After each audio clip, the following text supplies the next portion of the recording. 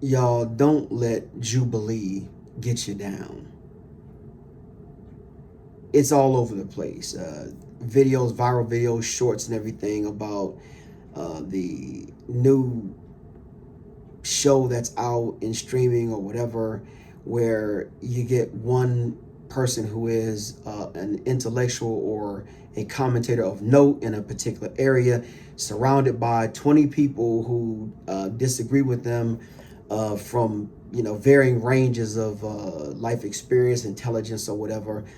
And as you can imagine, because we're in the world of trying to make shit go viral or whatever have you, it turns into a shit show. The biggest one was Mehdi Hassan, surrounded by 20, I don't know if they were outright white nationalists or just so-called conservatives or whatever. But the long and short of it is they were a bunch of assholes surrounding somebody who is a quality human being, who is an expert in the fields in which he speaks, global relations, race relations, politics, all varieties of the things that actually matter in life, versus a bunch of people who just get all their information off of, whatever it is that Mark Zuckerberg and Elon Musk has decided for them to see is all they fucking know, and it's very obvious. And it got ugly, as you can imagine. So Jubilee liked the millions and millions and millions of views so much, especially since they didn't have to pay anything to Mehdi Hassan for doing it. They just got all the money. They decided to do it again and have Amanda Seals to come on and effectively be in the same role, except for she was put forward as a black radical, a radical thinker, which I'm sure that she is that. And again, a shit show surrounded by 20 conservatives, and many of them black folks or whatever, from all over the black diaspora, okay? And that became a shit show as well. It can be very depressing, but I'm here to encourage you to not let it get you down. If you want to, you can convene a panel of 20 people that will tell you that Elvis is alive and that he and Tupac are living together in San Francisco in a loft somewhere. You could probably find 20 people to believe that foolishness. You could find 20 people that believe that 9/11 was an inside job, to the extent that W, rather than just being a poor leader and a poor thinker, was actually involved in helping that terrorist attack to take place. You can get people to do that. Because they are able to set this thing up in a format that looks serious and seems like it has the gravitas and can meet the moment that we're in. It's not. It absolutely is not.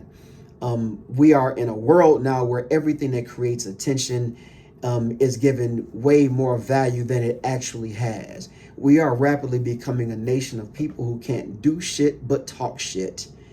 And that hits some communities, as you would imagine, much harder than others. It's true of everyone, but the cost for black folks is greater. Because if we don't do shit but talk shit, it is a greater harm. The cost is greater, okay? So don't make a big deal out of it. If you want to watch them, but don't let it disrupt your emotional state like some of my folks that I like to enjoy their programming in YouTube and in other areas have become upset and frustrated by Jubilee doing what it's doing and getting all the attention. Fuck Jubilee, okay? I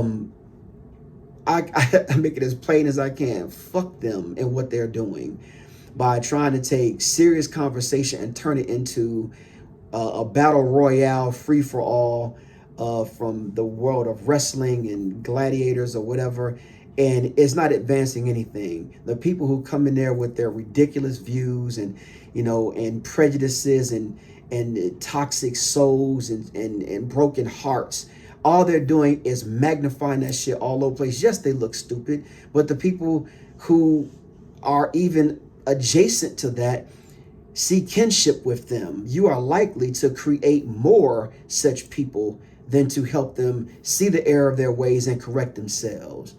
I don't know how many times Amanda Seales had to explain to motherfuckers who they were actually talking to, because they come in because she is a black woman and start attacking her with things that other black folk have said. When if they knew anything about her at all, she is a famous contrarian. She has gotten into it with every black person you can imagine, from Kamala Harris herself to Barack Obama to the far end of the other spectrum, that being Thomas Sowell, Clarence Thomas. So Amanda Seales argues with everybody. So coming to her like, why do y'all say this and why do y'all say that? You don't know what the fuck you're talking about. You shouldn't be on anybody's platform anywhere. You shouldn't be on anyone's platform anywhere. I'm going to keep that clean. That was too ugly to put out into the world. So treat that shit for what it is. It's about as real as the Smurfs. Okay? And I get it. Smurfs can't vote. These assholes are going to vote in a toxic way, no matter what is put out there in cyberspace, no matter what they're streaming. They are fucked up and can't be fixed. Arguing with them is a waste of time. I can understand why people who are major content creators like Mehdi Hasan and Amanda Seales would have a hard time resisting the temptation to take on an opportunity to have millions and millions and millions of views that could have the result of boosting up their platform. So I'm not criticizing them, but I'd love to see the tide turn on that a little bit and have these people tell them to kick rocks. Or at the very least, if you're going to ask me to come on and do something like this, your funky ass needs to be splitting the money in a real way. Because people are not tuning in for the platform, they are tuning in for the people. They want to see her. They want to see Mehdi Hasan. And even though people want to see Skip Bayless, I heard he was on there. God only knows, but people want to hear from him. It's the people, not the platform. So, but that's my 2 cents on that thing, on my take. Y'all be cool. Peace.